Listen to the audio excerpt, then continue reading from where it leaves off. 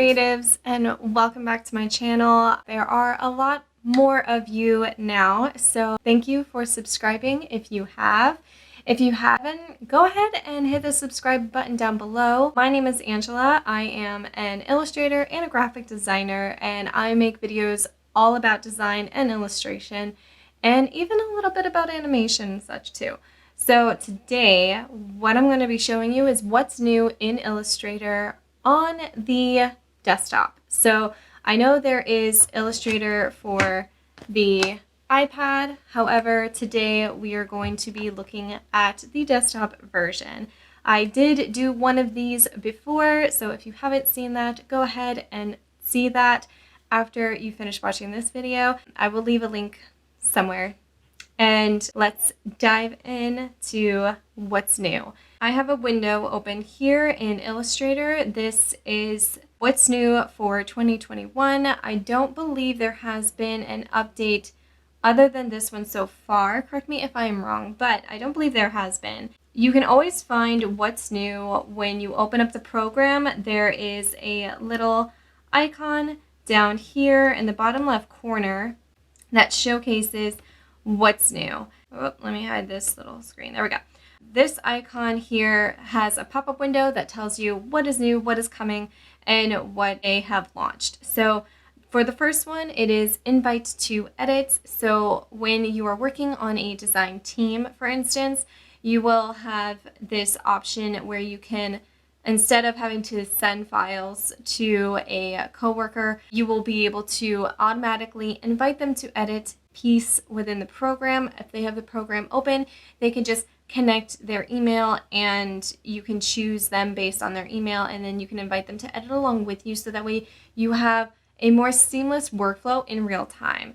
And it's very, very handy, especially if you were working on like a 5-person team or more, or even if you were just collaborating with someone and you need their design input immediately. What's next is something really exciting. It's called repeat objects. Now, in the past, there have been quite a few options to create patterns, but nothing like this, nothing that is as easy as this. This is very easy to do on the iPad. I have showcased that before. Now they have it for the desktop version as well, and it is quite handy. So let's go back into our document here. I have just finished going through the Apple event that launched, so I decided to take a stab at some of their pieces that they had within that event. There is one thing that I noticed that wasn't part of the what's new little pop-up window. You may have seen during the event that I went over that they have a gradient along the word hello. And the way they accomplished this was this little section right here in your gradients options. Now, this only works if you apply a gradient to a stroke. There are options down here under the gradient window where it says stroke. And there are 3 options here. So you have apply gradient within a stroke, apply gradient along a stroke, and apply a gradient across a stroke. So I'll show you those 3 different ones right now. I'm currently on the apply a gradient along a stroke. So I have the colors and I applied it along the stroke and I adjust it as needed. But the first one looks like this. So it's just applying the gradient within the stroke. So a straight gradient, which is what I used, and it just applies it across the entire stroke. Rather than having to create outlines and then have this be a fill color and apply the gradient, it makes it a lot smoother. Because when you apply it along the stroke, which is the second option, you do get this forward, like the foreground and background of the colors. So you get colors overlapping, which is really quite handy. And then the last one is apply a gradient across a stroke, and then it gets a little crazy. So I like to do the middle one, but you can play along with any of these and really go at it. It's quite fun. That is the one that I didn't notice that was in that what's new section. However, one of the ones that was there was this repeat option. I applied to their little Apple logo at the beginning of the video. With this one, I had this, let me zoom in for you. I had one of these little Apple icons here that I created with the pen tool, and I then went into this repeat option under object. So under the object tab on your top toolbar, there is an option for under pattern, there's repeat. And you may not be able to see this on my screen because my program does not like to do pop-up windows. However, under object and then right under the selection that says pattern is repeat. So object, repeat, and then you have 3 options, and those 3 options are radial, grid, and mirror. And I just did grid. So when you choose grid, it turns into a grid layout. Now when you select it and you have it selected, there are these handles here and here to the side and to the bottom, and that allows you to showcase more of the items that you have. So you can fill up the space. And then there are these icons here. Let me zoom in for you. There are these icons right here with 2 opposing arrows, and you pull those to adjust the spacing. So you can adjust the spacing horizontally and vertically, like so. It's quite fun. So this you can modify as much as you would like to, and you do that within the properties panel. I have the properties panel right here. And then if you go down under the appearance area, there is repeat options, and it should default to open under your properties panel when you have created a repeat path. These repeat options, there are quite a few.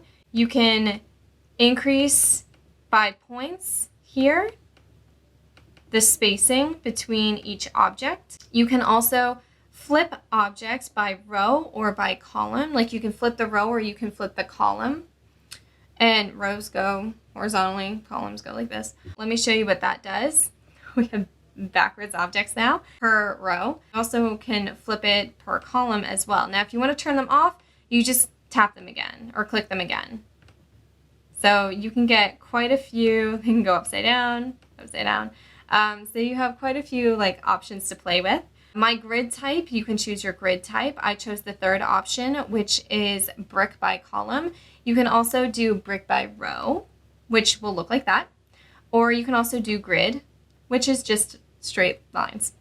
But I like to do brick by column because you get this nice pattern effect where everything is spatially even, and then you also don't have a lot of negative space or weird gapping happening. So that is the repeat options. Now, I don't have anyone who is helping me with this, but the invite to edit button is right on the top toolbar. Right up here, there's the little person icon with a plus sign. You can click on that, and then it will ask you to save your work as a cloud document and invite people.